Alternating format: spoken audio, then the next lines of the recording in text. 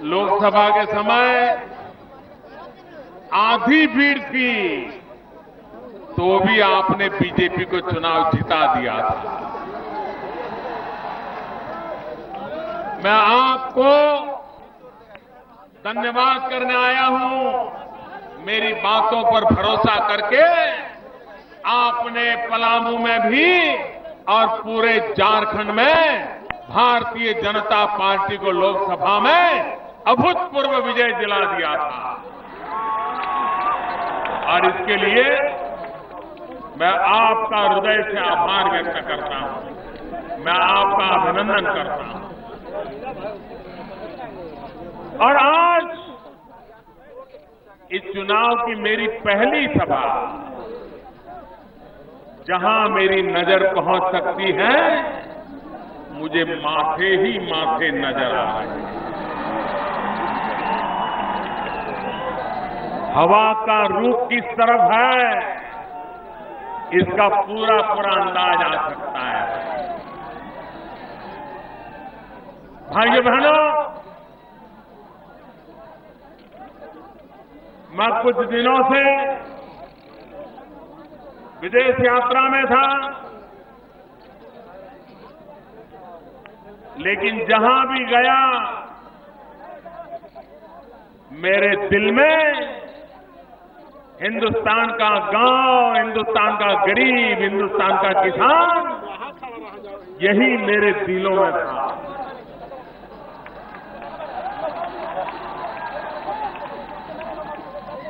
मैं ऑस्ट्रेलिया गया तो कहां गया? ऑस्ट्रेलिया की एक यूनिवर्सिटी में जाकर के वहां के वैज्ञानिकों से मिला। और किस काम के लिए मिला?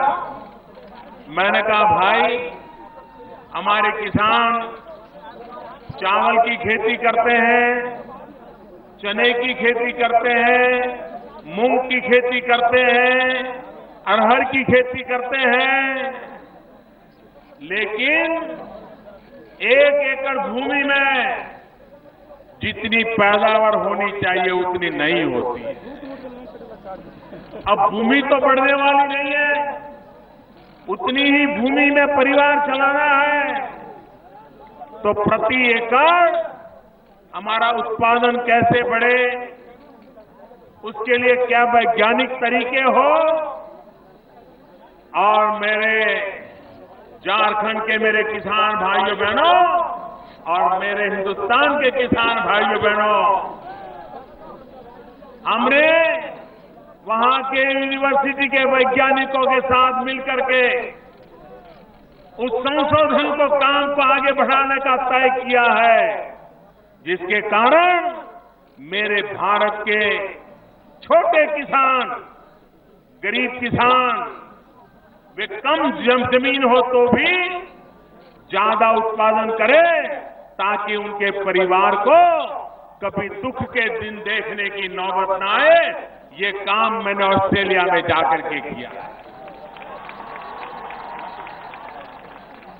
हमारे देश में केले की खेती होती है, केले का उत्पादन होता है। केला एक ऐसा फल है जो गरीब भी कभी कभी खरीदना खाना है तो खा सकता है। वो अमीरों का फल नहीं है, वो गरीबों का फल है। लेकिन क्या वैज्ञानिक तरीके से उसके अंदर ज्यादा विटामिन ए कैसे आए, ज्यादा लौह तत्व कैसे आए, आयरन कैसे आए, ताकि अगर केला अगर हमारी माताएं बहनें खाएं तो प्रसूति के समय जो बच्चा पैदा हो वो बच्चा ताकतवर पैदा हो। हमारे बच्चे केला खाएं तो उनकी जो आंखें में कमी आ जाती है, बहुत छोटी आयु में आंखों की ताकत कम हो जाती है। अगर केले में विटामिन ए ज्यादा हो तो हमारे बच्चों को वो केले खाने से विटामिन ए भी मिल जाए, आयरन भी मिल जाए, और केले का केला, ऊपर से ये सौगात, ये रिसर्च करने के काम, ये संशोधन करने का काम ऑस्ट्रेलिया की यूनिवर्सिटी के साथ आगे बढ़ाने का हमने फैसला किया है। ये काम गरीबों के लिए करना ही हमारी सोच है। मैं जापान गया था। जापान जाके क्या काम किया? भाई जो बहनों, वहां जो नोबेल प्राइज जिनको मिला है, उन वैज्ञानिकों में मिलने गया था, उनके लेबोरेटरी में गया था, उनके काम को देखा और मैंने उनसे कहा कि मेरे हिंदुस्तान में मेरे जो आदिवासी भाई बहन हैं, वो सदियों से पारिवारिक एक बीमारी के शिकार है। अगर मां बाप को वो बीमारी है तो उनके बच्चों को भी वो बीमारी हो जाती है और आज दुनिया में उसकी कोई दवाई नहीं है। मेरे आदिवासी परिवार उस बीमारी के कारण तबाह हो जाते हैं। हिंदुस्तान के कई क्षेत्र हैं जहां आदिवासी परिवारों में ये सिकल सेल की बीमारी है। लोह के अंदर एक प्रकार से छुरी जैसे छोटे छोटे छोटे छोटे कण तैयार हो जाते हैं जो उसका जीना हराम कर देते हैं।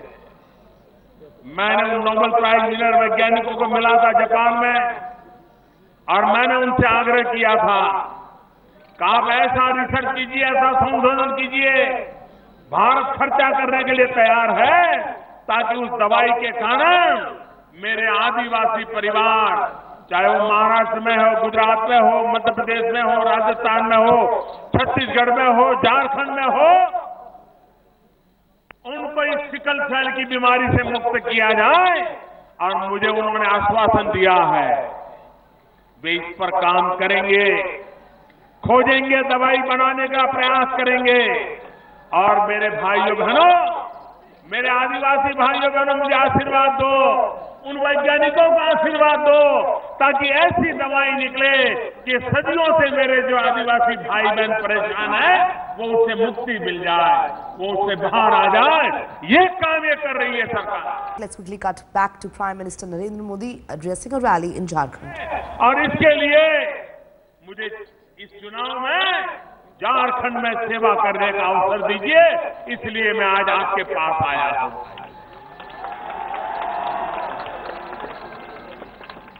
आप बताइए, यहां ऐसी सरकारें बैठी हैं, वो ऐसी घोषणाएं करती थी कि दिल्ली के किसी मंत्री को घुसने नहीं देंगे। ऐसा करोगे तो कभी भला होगा क्या? ऐसा कभी करते हैं क्या? अरे हमारे गुजरात में भी जब मैं सरकार चलाता था, दिल्ली में ऐसी सरकार थी जो हमें नुकसान करती थी, लेकिन हमने कभी ये नहीं कहा कि हम दिल्ली सरकार को आने नहीं देंगे। हम तो कहते थे चलो भाई, हमें 100 रुपये की जरूरत है, 5 रुपया तो 5 रुपया दो तो करा। ये ऐसे लोग यहां बैठे थे, वो इसलिए आना नहीं देना चाहते, घुसना नहीं चाहते थे क्योंकि उनको मालूम था अगर मोदी का कोई मंत्री यहां आ गया तो इनकी सारी पोल खोल देगा, इनके भ्रष्टाचार को खोल देगा। और इसलिए गाड़ी पे हमला करो, मंत्रियों को मारने की कोशिश करो, लेकिन ये सत्ता के नशे में डूबे हुए लोग कान खोल करके सुन लो, लोकतंत्र में किसी का अहंकार नहीं चलता है। लोकतंत्र में ताकत के जोर पर दुनिया को डराया नहीं जा सकता है। ये जनता है जो छप्पर फाड़ के देती भी है और साफ साफ करके लूट भी लेती है। बहुत लूटा है आप लोगों ने, बहुत बर्बाद किया है। भाइयों बहनों, मैं जब पलामू आया था पिछली बार, मैंने वादा किया था कि हम प्रधानमंत्री कृषि सिंचाई योजना लागू करेंगे। किसान को क्या चाहिए? किसान को अगर पानी मिल जाए तो मिट्टी में से सोना पैदा कर सकता है। यहां नदियां हैं, 5-5 नदियां हैं, लेकिन किसान को पानी नहीं है, गांव में पीने का पानी नहीं है। मुझे ये स्थिति बदलनी है भाइयों, मुझे किसान को पानी पहुंचाना है। और इसलिए भारत सरकार ने, आपने हमें बिठाया उसी दिन हमने प्रधानमंत्री कृषि सिंचाई योजना लागू करके किसानों की भलाई का काम आगे बढ़ाया है। नदियों को जोड़ने का काम आगे बढ़ा रहे हैं।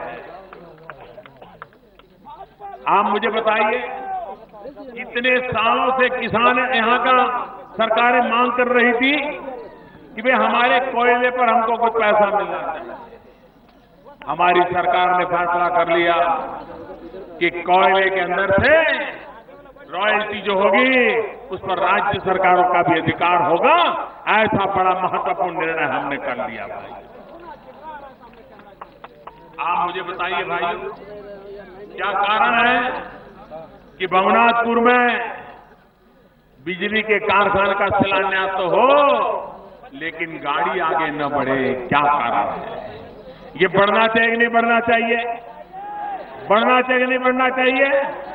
यहीं पर नजदीक में 92 से सीमेंट का कारखाना बंद पड़ा है कि नहीं पड़ा है? यहां के नौजवानों को रोजगार मिलना चाहिए कि नहीं मिलना चाहिए? लेकिन इनको परवाह नहीं है। बिजली का कारखाना बनाने की बातें करना, चुनाव में वोट मांगना, करना कुछ नहीं। सीमेंट के कारखाने पर ताले लग जाए, नौजवान बेरोजगार हो जाए, कोई चिंता न करना, यही इनका कारोबार रहा है। भाइयों बहनों, मुझे आपका आशीर्वाद चाहिए, मुझे स्थिति बदलनी है।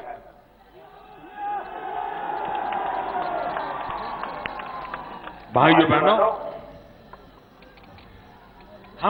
हमने 60 साल से भी ज्यादा समय हमारा मुसीबतों में बीता है। हमने जातिवाद का जहर देख लिया, हमें प्रांतवाद का जहर देख लिया, अपने परायों का खेल देख लिया, सारे खेल देख लिए हैं। अब एक बार इन सारी चीजों से मुक्त होकर के विकास के रंग में रंग जाइए मेरे भाइयों बहनों, विकास के रंग में रंग जाइए। इस देश की मुसीबतों का एक ही उपाय है, विकास। नौजवान को रोजगार मिले, गांव में बिजली हो, पानी हो, माताओं बहनों को सम्मान से जीने का अवसर मिले।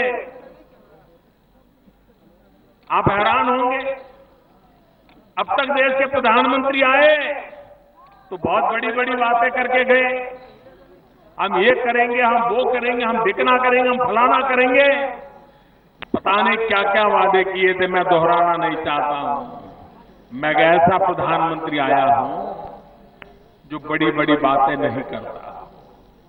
मैं तो ये कहता हूं, मुझे तो मेरी माताओं बहनों के लिए शौचालय बनाना है, शौचालय बनाना। मैं तो कहता हूं, स्कूल के अंदर बच्चियां जा रही है पढ़ने के लिए, लेकिन उनके लिए अलग शौचालय नहीं है। बच्चियां स्कूल छोड़ देती है, मुझे स्कूल में बच्चियों के लिए शौचालय बनाना। छोटे छोटे काम, पुरानी सरकारों को छोटे कामों में शर्म आती थी और इसलिए उसकी बात बोलते भी नहीं थे। मैंने तय किया है, हमें इन छोटी छोटी बुराइयों से बाहर निकलना है। अगर हम इन छोटी छोटी बुराइयों से बाहर निकलेंगे तो इस देश को बड़ा बनने में कभी देर नहीं लगेगी। इस देश के लोग इतने ताकतवर हैं, वो देश को कहीं से कहीं पहुंचाने का ताकत रखते हैं और इसलिए मैं जनता पर भरोसा करके आगे बढ़ना चाहता हूं। देश के गरीबों की ताकत देखी, हमने प्रधानमंत्री जन धन योजना बनाई। आप मुझे बताइए, ये कांग्रेस पार्टी ने 40 साल से भी पहले सारी बैंकों का राष्ट्रीयकरण किया था। सारे सरकार के कब्जे में बैंक ले ली थी और उस समय कांग्रेस ने कहा था कि बैंक में जो पैसे हैं वो गरीबों के काम आने चाहिए, इसलिए हमने बैंकों का राष्ट्रीयकरण करके सरकार के कब्जे में ले लिए। भाइयों बहनों, इतने साल हो गए, इस देश के किसी गरीब को आपने बैंक के दरवाजे पर नहीं देखा। कोई बैंक गरीब का खाता खोलने को तैयार नहीं, सब धन्ना सेठों की सेवा में लगे हुए थे। भाइयों बहनों, हमने बेड़ा उठाया, ये बैंकों में जो पैसा है वो गरीबों के काम आना चाहिए, गरीबों का खाता होना चाहिए, गरीब बैंक में दिखना चाहिए। और भाइयों बहनों, हमने प्रधानमंत्री जन धन योजना चालू की और देखते ही देखते 7 करोड़ से ज्यादा गरीब लोगों के बैंक में खाते खुल गए।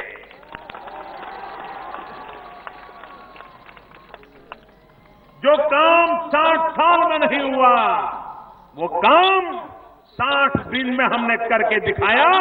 ये सरकार कैसे चलती है इसका दम। और मैंने गरीबों को कहा था कि आपके पास एक नया पैसा नहीं होगा तो भी बैंक में खाता खुल जाए, लेकिन गरीब दिल का अमीर होता है, मन का अमीर होता है, बादशाह होता है। भले प्रधानमंत्री ने कहा हो कि बिना पैसे खाता खुल जाएगा, लेकिन उसने तो मन में मान लिया ऐसा काम नहीं करूंगा।